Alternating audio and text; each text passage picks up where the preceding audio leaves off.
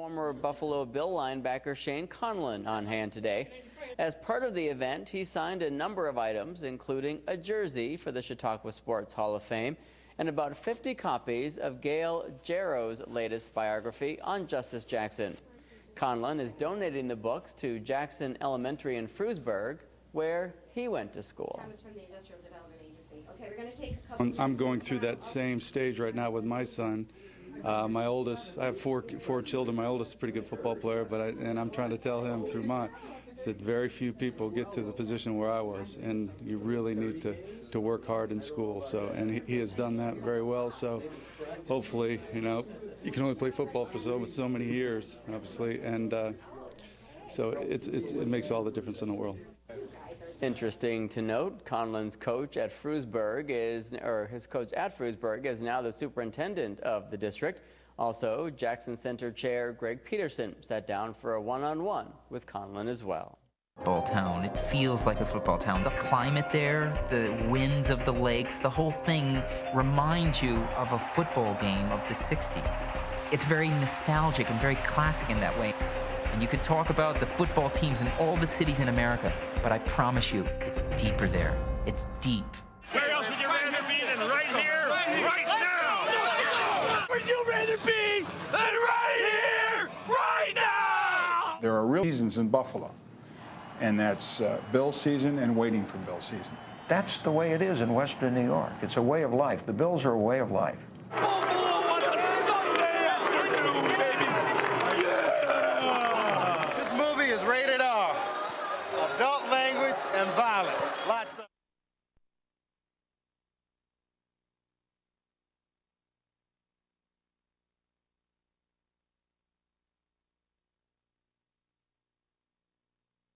A rapidly developing defense was led by All-Pro Bruce Smith. 1987 first-round draft pick Shane Conlan. And Cornelius Bennett, acquired in a mid-season trade engineered by Bill Polian. Polian was the behind-the-scenes maestro, orchestrating the Bills' return to prominence. Hammer time. Hammer time to me is big plays on defense. You get a sack and a forced fumble, something to disrupt the offense. You get on them and you pound on them. You never let them get back up. I mean, you just keep beating down on them until you can't see the head of the nail anymore.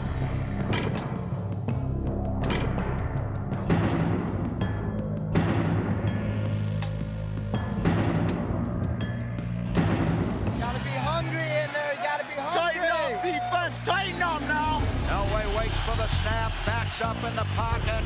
He throws, it's deflected and intercepted by the Bills. Leonard Smith at the 30, down to the 20, 15, 10, 5, touchdown, he scores! Leonard Smith!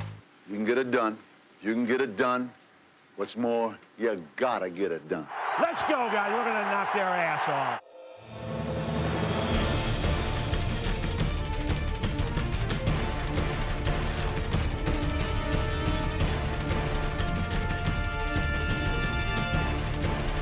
A run by Antoine Smith. Antoine ran right over the safety.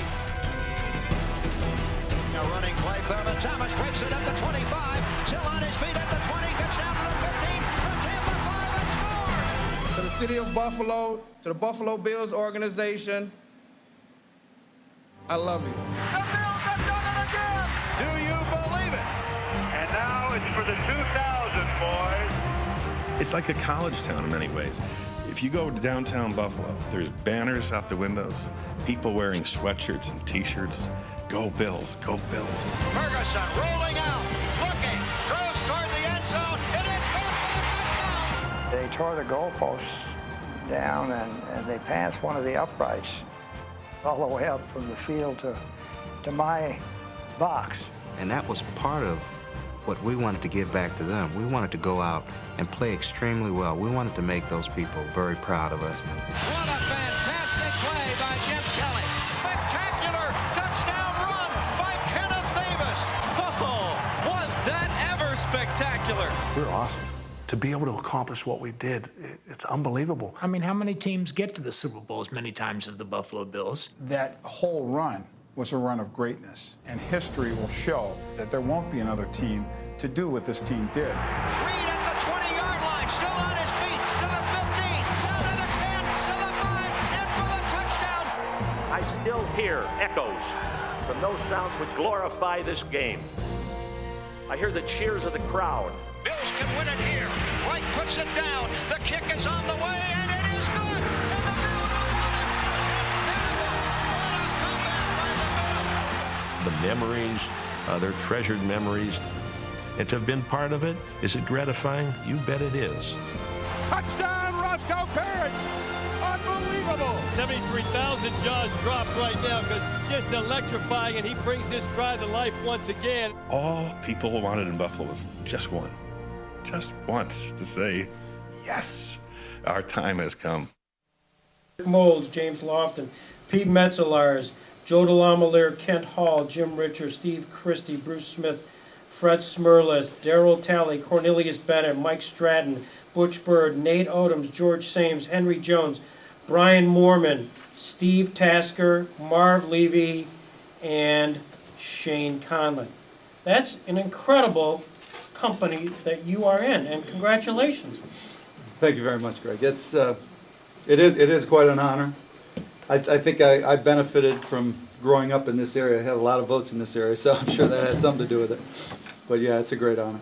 Going to probably work this way backwards, but you recently were up there for the celebration of that, September 17th, I believe. What was that like, walking in? You probably hadn't seen a lot of these guys in a long time. Yeah, it's been a while. I keep in touch with some of them. I usually go to Jim Kelly's golf event every year. So I see him twice a year, but other than that, I haven't seen most of those guys in a long time. Cornelius, it was good to see him. Darryl Talley. It was just great to get back with all those guys. We're all a little older, a little fatter, a little balder, but the same BS comes out of their mouth they used to. It's unbelievable. How the new players, they don't know how to play now. That's my favorite. Do they? Oh, well, let's put it, they play it a little differently than we used to. When you, in fact, I'm going to show you a few pictures just to sort of maybe do a little back. This is a picture which your friend Scott Kinberg dug up. And why don't you describe that? Yeah, that was our senior year. I have a buddy that is here, John Treadway, a really good friend of mine. We were both on that team. Steve, you didn't make the cut that I just said. Steve had that's already, one! Yeah, Steve he had graduated, so this was our senior year. Yeah, and our goal was to get in high school, play for the Frewsburg Bears, to get to Rich Stadium, and yeah, we got killed, I think, right, John? Yeah, it was a pretty bad game, but just getting there was fun. One of the things I noticed is a very tall, slender, and I think I read someplace you were about 180 pounds at the time. Yeah, that's correct. I remember I weighed in at Penn State my freshman year. They thought they were getting a 200-pound linebacker / safety kind of corner, and I weighed in at 182. So they're like, what is going on with this kid? So, but I was able to put on some weight since then. The judge told a little bit about how Penn State actually recruited. Yeah, by the way, Judge, never let the truth get in the way of a good story.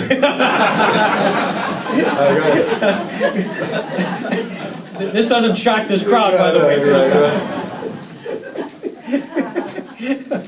Well, but part of that was that the recruitment process? Did they actually see tapes of you as a football player? Well, I owe a lot of it to my coach back then, which was Tom Sharp. I got turned down by a lot of people, Ohio State, Pitt, a lot of people were recruiting, and he kept working at it. Finally got a tape. They said, okay, we'll come. We didn't see him play football, and Tom Bradley came in a snowstorm, which that part was true, Steve. And he did see me play basketball. However, it was like I think that was my senior year. I was averaging like 23, 25 points a game. I had 3 points that game.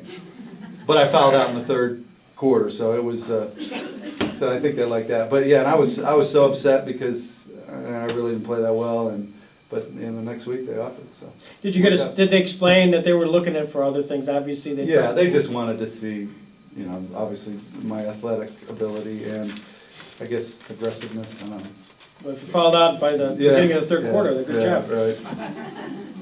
I read an article, when you were at Penn State, that you said that you used to be aggressive. In fact, probably the term would be dirty when you played it. Is that correct? Yeah, I look back, college years, I'm like, wow. I can't imagine. The stuff I used to do was really bad. And, but, a lot of penalties, nothing, at the bottom of the pile. And then I remember my rookie year tried to do that stuff. You can't because you see these teams twice a year, mostly, especially in our division, so you can't do that. So I kind of cut it out. But, yeah, I just look back at some of those dumb things I did. Just, hitting kickers for no reason, I was just dumb. But it was fun at the time. I don't know who told me, and it may have been your good friend up there from Frewsburg, Cass, who said that there was a time where you did go after kickers, and it was sort of a game. Well, yeah, it was more of a punter than a kicker. We just, after they would punt the ball, we'd just kind of circle around. They'd be jogging down and just boom, just to kind of wipe them out. That's what I'm talking about, stuff like that. I remember running down on kickoffs, the ball would be kicked in the end zone, and the guy's back would be turned, because they know it, and I just run him over too. So, got a lot of penalties, frustrated Joe Paterno quite often, but we made it through, thank God. I grew up a little bit then. Well, at one point, you did meet, for the first time, the legend Joe Paterno. Obviously, he had a reputation. What was that like? Well, it's like, for me back then, he's still the man he was, but it's so iconic. You just see the guy and like, wow, this is the guy that you see on TV. And then you talk to him, it's like you still just are looking at him like, wow, this is really Joe Paterno. So I think, and then once you got to play for him, you hated him. He was especially young. He kicked me off practice fields religiously my first year. And I thought, he doesn't like me, he doesn't, then the next year, I redshirted that year, and then the next year, at the end of the year, I started, so that was all good. So, but now you understand why he did some of the things he did. He's more than just a coach, he is a teacher of life. He's like a father figure, so he always had a reason for the stuff he did, and obviously I know that now. Well, and we're good friends now, and I think those the players that don't get to realize what he's trying to do end up, just hating him throughout his life. But those that do get him, love him to death, and I think he's got a lot of fans out there because of it. You were there during obviously you had great success there, lettered all 4 years. Right. And undefeated national championship. Twice. I really wasn't on the first one, but I was redshirted that first year when we beat Georgia in the Sugar Bowl, and I was there though. We helped them practice, and then my senior year we won against Miami. Talk about that Miami game, because we got some Penn State folks here. Some serious Penn State folks, and so they certainly know of your extensive career. But that was quite a highlight game, that championship game, because I think you got the ball a couple. Yeah. Well, that game was, to me. Somebody asked me earlier what my highlight of my career.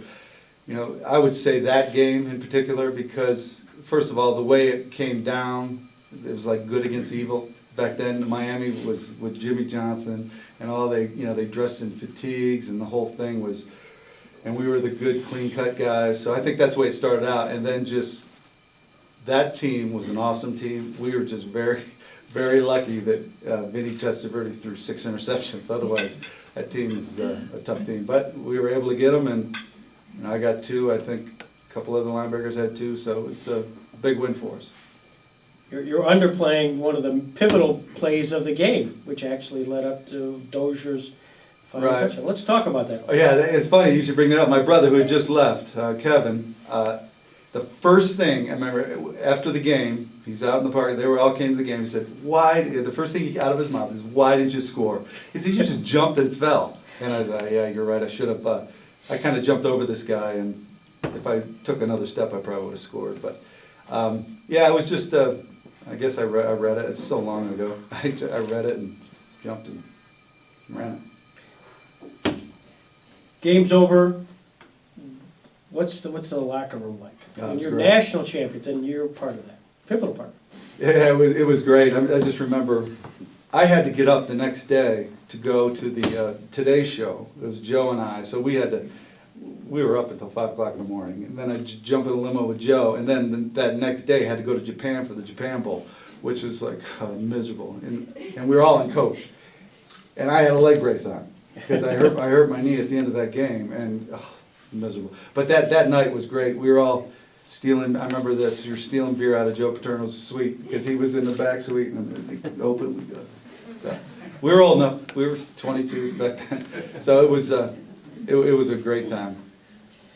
What's Jerry Sandusky mean to you?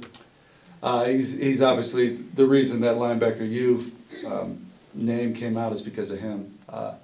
He's just a great teacher of same thing of men as far as through life, and then obviously his football credentials speak for itself. I mean, he can take what he likes to do is take good athletes and make them linebackers, and that's what he did with me.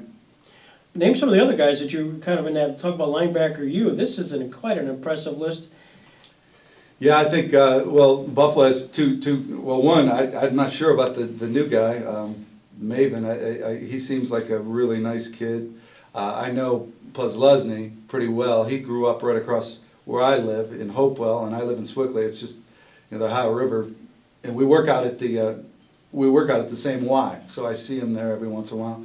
Great kid, awesome player, and he gets really discouraged when he gets hurt. And I said, no, welcome to playing inside linebacker in the NFL. It's just a very tough position. The outside guys, you can see what's coming at you. The inside guys, sometimes you can't. So if he can stay healthy, he's going to be a good one. And I think that Maven is obviously a heck of an athlete. Is he playing linebacker or end? Right? Yeah. So he needs to get a little bigger, but yeah. And of course, prior to you, there was the Jack Hams of the world. Oh yeah, Jack. Jack lives in the same town. Where I live. It's called Swickley, Pennsylvania. We got a lot of Steelers. Ham, Franco Harris, Lemieux lives right down the road from me. So we got a lot of star power in our town. And Jack Ham is obviously a good friend of mine. I see him a lot. He's doing the radio for Penn State. He's doing a great job. Here's another picture. Here's a picture that your friend Scott Kinberg gave to me. Smiling? Yeah. No, toothless. Yeah, and the reason I would take my tooth out to protect it, it wasn't because of fighting. It was because I threw I couldn't eat with it. So I remember at lunch, I put it on the tray and just throw the tray away, and then I did it like 4 times. So finally, that's when I started putting it in my pocket. But now I got to fix. It's all. These are all. Well, they're all fake, but they don't come out. In my recollection, when I think of Shane Conlan, Penn State, I think of bubble defense. Yeah. What was that? That was like the greatest defense ever because I never got touched. So, I don't know. Jerry just came up with it when he said, "Let's put the 2 inside linebackers there, and we'll put the defensive end out on your spot, and you come in 2 yards behind them. So it's like a shorter free safety." And I said, "Well, what do you want me to do?" He said, "Go tackle the guy with the ball." And I said, it was great. So I wish we would have ran it more actually, but it was fun. They put it in for that. I think it started the Oklahoma. A lot of people don't know, we played for the national championship the year before we won against Oklahoma, and we were unable. I think defensively we shut that kid down, Jamal Holloway. Remember that name? Like to -6 yards rushing. Our quarterback had a tough day that day. So, but other than that, we could have been 2-time national championships. Yeah. I look at again the statistics, and I think during that particular year, the '86 national championship, you had led the team with 79 tackles, including 63 solo tackles. That's an amazing statistic. Do you think because of that bubble defense, is that?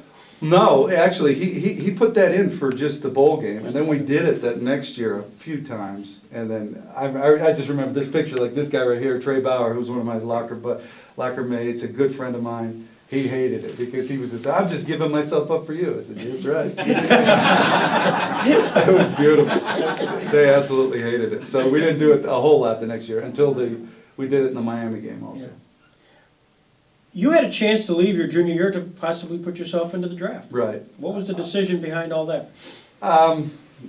It really wasn't. Just like with the baseball thing, my dad said, you're staying or you're going, and that's what I did, basically. So they checked my junior year, Joe, they put some feeders. They said, maybe end of the first round, second round. And I said, Dad, what do you think? He said, you're staying in school. So that really wasn't much of a, same thing with baseball. I said, what do you think? He said, nah, you got this education paid for, you're going to school. So it worked out. Your dad did something during that end of the junior year, which I don't know if you even had known about at the time, but he took out an insurance policy. He did, and I remember he got a second mortgage on his house to take out this insurance policy that cost him a lot of money. Yeah, great guy, great guy, smart guy. Yeah. I'm going to show you a picture, another picture here again, the Kinberg connection. Yeah. Tell me about that. As I recall, the Bills. Well, first of all, as you get to draft day, you're in. What were the? I was really mad. I remember this. My dad had invited all these people. I didn't even know about it.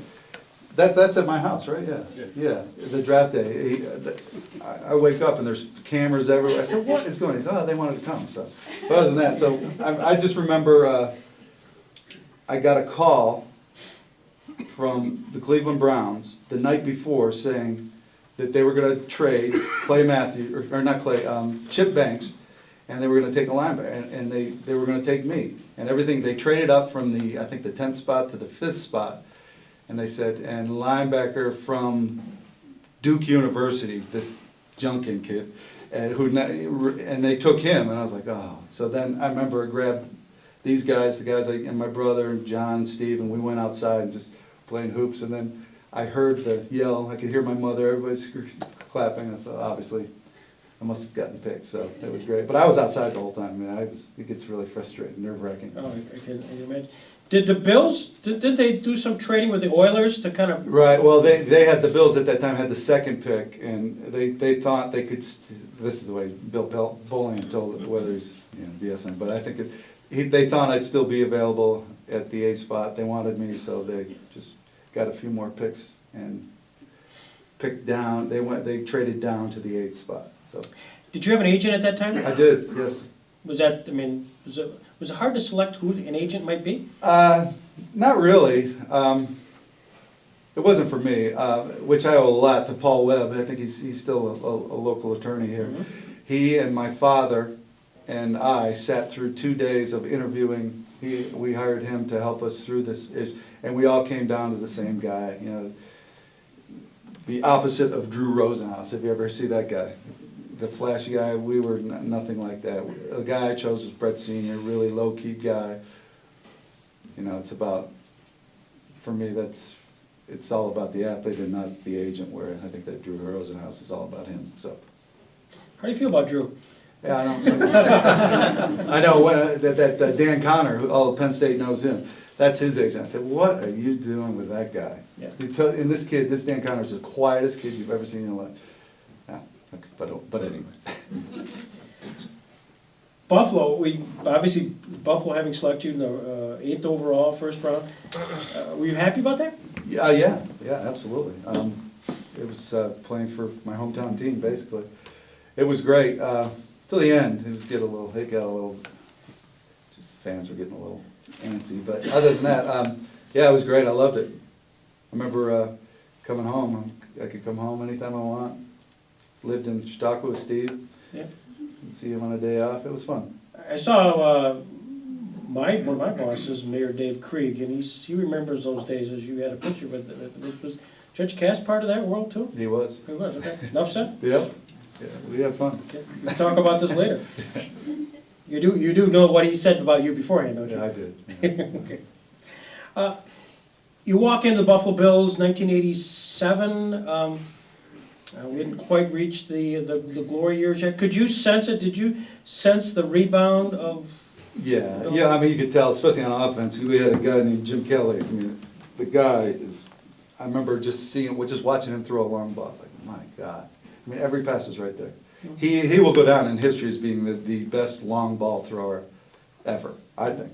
You know, and obviously he can make every throw. I think we had Bruce on defense, and then when we got and Bruce and Daryl Talley, and then I don't know, 3 games into the season, I think we got Cornelius. That's a funny story when we got him. I was playing outside linebacker at the time, and he's playing out. I thought, and then Daryl. We had 3 outside linebackers because I played outside linebacker in college. So I remember we signed him that day, or that Monday or something, and then we practiced. I practiced all week, and halfway through the game, he comes running in for me because he was playing behind me. I think so. I start to come out. He said, "No, you go to inside." I said, "I've never played inside in my life." So I look at the coordinator. I was like, "What do you want me to do?" He said, "Tackle the guy with the ball." I said, "Okay." And that's all I did. Just had no responsibilities. Kind of like that bubble thing. So it worked out good. Just for that game. Then they taught me I was a linebacker. Then I was accountable. Did you like that move? I mean, was that? Yeah. It was fun. I mean, I think outside linebacker is really hard because you're so close to those guys. But you can see where they're coming from. Where inside, you can, if you miss something a little bit, you have speed you can come out of it a little easier than if you're caught on the outside, you're dead. I mean, that's a very difficult position to play because if you get hooked, you got 10 other guys that are paying for it. Let's name names here. If you have a vignette or two, if I said Bruce Smith, what's that mean to you? Greatest athlete I've ever played with. Daryl Talley? Oh, awesome guy. We had a great time. I was talking with him, that 50-year thing, it was just he and I and Daryl. We had a great time together. Eddie Abramowski. Oh, my man. He was if many of you know, he was our trainer. I used to go in early, just get tape, talk to him, just listen to him. He was the funniest guy ever. Love him. He sat in your seat about a year ago. Is that right? And he was telling war stories about many, including you. Yeah, he's the best. He is the best. We talked about Kelly. What about Bennett, Cornelius Bennett? I think I talked more to him, which is sad to say, that 50-year thing than I ever did playing football. It was just weird. Back then, there was a lot of egos involved. Like you can, like Bruce, for example. Mm-hmm. Just, you tell, he likes to talk about himself a lot. But he has changed. When he was young, he was like that, and I saw him. He wasn't at the 50th thing, but I saw him before, and he was great. So I think that's when people realize, even like the guy on ESPN, Keyshawn, what's his first last name? The guy for the Jets. Remember how bad he was now? Now he's telling other players how to act correctly. That's kind of. But I love them all. They're great players. Here's a picture of you shaking hands with Marv Levy. What a great guy. Marv was awesome. I remember a good story about, I had come to camp and I was ready to sign. I held out for like, I don't know, six weeks maybe. And I was coming to camp to sign, and I remember my agent something happened, and I'm in there, and they're arguing, and I was like, man, I'm getting out of here. So my agent in Napoleon, and Bill is really fiery, right? So he slammed something, and I'm walking back out, and I see Marv coming back from lunch. I felt so bad. He was so great. He came, gave me a hug. He said, listen, we'll get it done. Don't worry about it. They'll get it done. That meant more to me because I thought, my God, this guy's going to be so mad at me. He said, listen, that's between you and management. Now you're a player, I'm a coach. It'll all get done. And later that day it did. So he's just, and when I got to that, the Buffalo Hall of Fame, he called me right before I was going on. He's just a great, great man. Bill Pullian, who was mentioned in the tape here, by the way, I apologize for all the copyright laws I violated by showing that. But Bill Pullian was really highly respected. What was he in your world? Well, he's he and Marv are the reason he brought me to. I became a Buffalo Bill because of him. I mean, he liked the way I played, my temperament, and I owe him everything. And he was going to bring me to Carolina after I kind of retired, but I failed a physical, thank God. But he's just a great guy, great football mind. Obviously, you see what he built with that 4 straight Super Bowl team. It'll never be done. I agree with whoever said that before. It'll never happen again. And I think he's a really good football guy. You win with talent.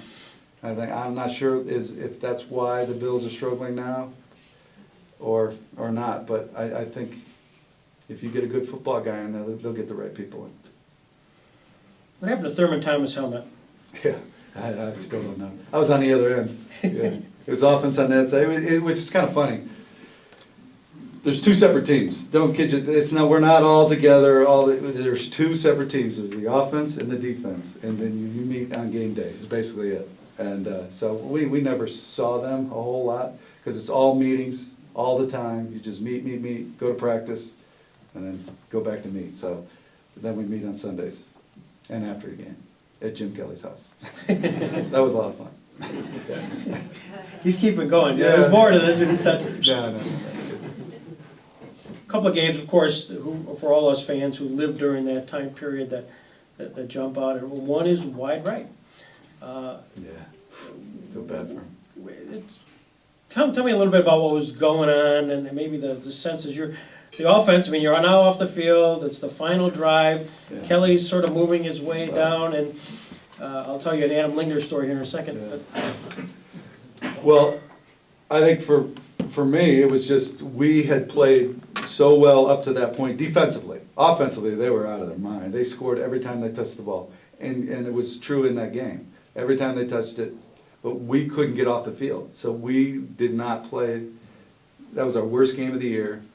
And granted, Porcel he had a great game plan. Just keep running the ball and eat up the time.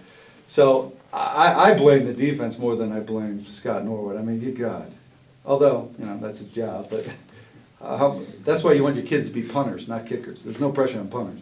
You get a punt block, big deal. You miss a winning field goal in a Super Bowl, that's a big deal. So I remember just seeing him after the game. It's just, what do you say? I mean, he tried to hit it. Missed it. Was there a sense on the club that just we should never put Scott in that position? Absolutely. Especially, that's what I'm saying. Defensively, it was just so bad. We were the worst in probably 2 years that we played. We just couldn't stop that guy. We couldn't get him off the field. Then every chance we had, it was 3rd, and I remember that long one that Ingram caught. I mean, we had him 5 times. 5 guys had him, and he still got it. Yeah. So we knew all we had to do is get them off and get our offense on. And they were moving the ball at will. Then the great comeback. Did you talk about? I've only heard from. We've had Steve Christie sit there too and talk. Yeah, I saw him too. In during halftime, obviously things aren't good. And what's Walt Corey saying to you guys? Well, I remember it's a run and shoot, so they had only 1 linebacker in. So I was a nickel. Daryl was the 1 linebacker, the cover linebacker, and if we went nickel, I was the other linebacker. So the first time they went down, I wasn't in. They score. Second time they score. So I go, well, let's go with 2. And then I came in, then they scored again, and then they scored again. I said, okay, let's get 4 linebackers. Let's go back to our old defense. So we convinced them to do it, and we started stopping, and then they started to, score. It's not so much just stopping, just slowing them down. You play. That's a tough offense to play against. And then, just Frank Reich was out of his mind. He was completing every pass, and it was great. It was just a great, great game. Was there an aha moment on the sidelines where you kind of said? Well, I remember at halftime walking out, I said, man, everybody's screaming like, play hard or you're going to play hard or you're going to hurt. It's going to be a long off season. Just whatever happens, you better play as hard as you can, because sometimes when you take plays off, you get hurt. So you better play hard, or it's going to be a long off season, especially with lights. Then we started, scoring some points, stopping, and it was, wow. Then I just remember the fans just, the rows just emptying. People going out, and they wouldn't let them back in, I hear. Mm-hmm. So a lot of people missed a good, and it was a blackout, right? Mm-hmm. Yeah, a lot of people missed a good game. It was exciting, exciting good. Well, I think I was one of those with my wife that would have left if we could have, but the traffic jam was so great leaving at halftime that he decided to stay. And we did. The 4 Super Bowls, and I know you were at 3 of those. Right. After the third Super Bowl, what was going on in your Shane Conlan's world? I mean, the next stop was L.A. How'd that all transpire? Well, I remember I got hurt the game before. We were playing, I think, Denver. And I remember it was a quarterback sneak, and Elway was as I was jumping to get him in the air, he was in the air, and somebody just got me in the knee, so I hurt my knee a little bit. So I didn't practice those 2 weeks, and then I tried to play against Washington. And I tried on the third play of the game, I got hit again. So I was in the locker room at halftime. And then Matt Millen was on the other team, and he was in dress because of our run, or our K-gun or whatever. So it was great. Us Penn State linebackers hanging together. So he was playing for the Washington Redskins. He came in, and we watched the second half, just in the training room. He was sitting on one table, I was sitting on the other. What a great, we just watched the whole game. He didn't care. It was awesome. That's the only thing I remember about that, other than I think Jim had a rough game that game. Yeah. What was you were a free agent then, right? I was, and the Bills wanted me back, but I just, family reasons and everything else, I had to take the money and run, basically, to the lowly Los Angeles Rams, which I think, that was difficult that next year, because you're used to a winning environment. The locker rooms were so different, it was unbelievable, between the Bills and the Rams. The Rams were like, you'd lose a game, even a close game, nobody cared. It was like, it was a big joke. I'm like, you gotta be kidding me. Like, win or lose, we were always quiet in there. I mean, a little more when you win. But even if we thought we were supposed to win and wouldn't win by a big number, I mean, it was quiet in the locker room. Just an air of professionalism kind of thing. That first year was really, really bad. But you had a good year. I think we won, I think we won 4 games that year. Personally, you had a pretty good year, didn't you? Were you MVP of the team that year? Yeah, well, the second year I was the MVP of that, and I think we won 5 games that year. And then we moved to St. Louis, the franchise did, and we were, at one point, we were 4-0. And they're talking playoff, then we were 5-1, and then we didn't win another game. That was tough. That sounds familiar with the Buffalo Bills. Was it last year? Right? Wow. 5-1 and that is so deflating. You had so many games. Is there one or two that sort of stand out as sort of Shane Conlan highlight films? Well, I think in college it would be the national championship game, because it was such a big game. And I would say in the NFL, probably that first Super Bowl game, although we didn't play that well. I'm getting old. This is 20 years ago. I remember one game that it was against New England, but I can't remember what year. And I remember I had a lot of plays. But other than that, I really too many whacks in the head, I guess, or something. You had a nickname at Penn State. It was called Jughead? Yeah, my buddy Bob White is a defensive lineman who actually works at Penn State now and runs the suite, so I see him there every time I go. He gave it to me. Can't imagine why. So here's a Sports Illustrated article of 1986 that says, this out-of-uniform Conlan is a small-town boy who loves Springsteen and uses expressions such as really nice and so great. And you have no jewelry and hanging from your ears, and they thought that was pretty special. Yeah, I still don't have any jewelry. Yeah. Now, I'm just a kid from Frewsburg. Just a kid from Frewsburg. Just a quiet kid from Frewsburg. As was a guy who's right back there, Robert H. Jackson, a kid from Frewsburg. Right. We're going to draw closure, or we're going to open up for Q&A, but I just wanted to know, but a little bit earlier today, as sort of a thank you to Shane and to Judge Cass, they both from Frewsburg, New York, and both had graduated from the Robert H. Jackson Elementary School. Yeah, absolutely. And that part of serendipity, frankly, was lost on me until a few weeks ago, and we beforehand had the superintendent of the schools of Frewsburg and the principal of the Robert H. Jackson Elementary School, and 2 students here to receive books on Robert H. Jackson, which were given to the elementary school in honor of Shane and Steve. So I want to thank, that's one of the things that happened a little bit earlier, and it was just, the tie-in was just too great from a couple of guys who came from Frewsburg, New York. Let me pause for a second, because I've been doing a lot of talking, and he's such a good interview. Questions? John Lloyd gets the first one. Oh, thank He's Mr. Penn State. Penn Stater, I know, he told me. This year, Paterno was looking like he's going to retire at some point, either that or Don't come. But I mean, maybe not. But they're number 2 in the country in recruiting. Right. What do you do? I mean, kids are coming even though they know he's going to retire and possibly retire before. Well, I don't think they do. I think he's telling them he's staying. So if I had to guess, he's going to be there for a long, long time. I really do. I think he's. I don't. But the thing that's you have Joe Paterno at your kitchen table. Other than so who's going to be the next guy? And obviously, a lot of people say Tom Bradley, but I think the difference still you got Joe Paterno here, which is Tom is great and I love him. He recruited me, but it's still Joe Paterno. Just coming back home here, just tell me, how does it feel to be back in the area, and what brought you back? Well, I got a phone. What brought me back? Obviously, it's great to be back to see my family. My family lives right down the road, so I was at my parents' house earlier today, and I saw my brother and my good friend John Treadway are here. And what brought me here was Steve Cass asked me to come and kind of.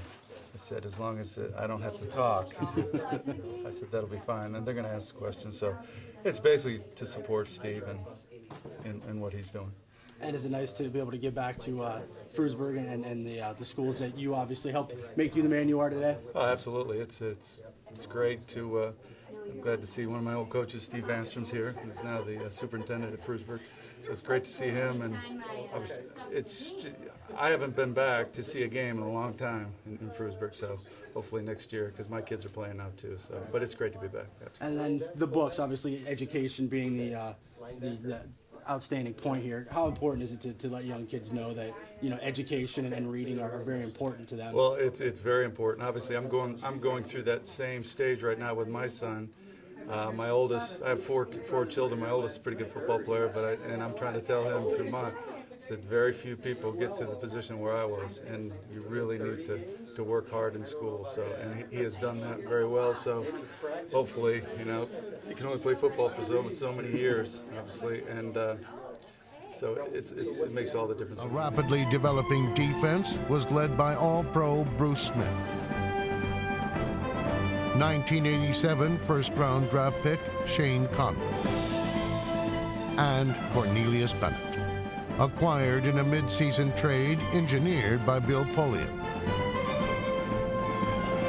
Polian was the behind-the-scenes maestro, orchestrating the Bills' return to prominence. Hammer time. Hammer time to me is big plays on defense.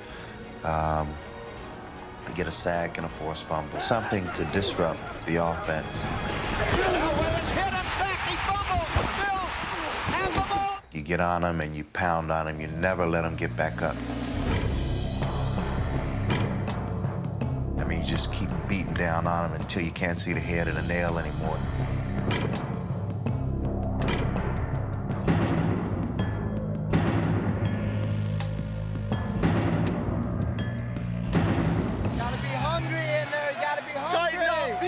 Tighten up now. Elway waits for the snap, backs up in the pocket. He throws, it's deflected and intercepted by the Bills. Leonard Smith at the 30.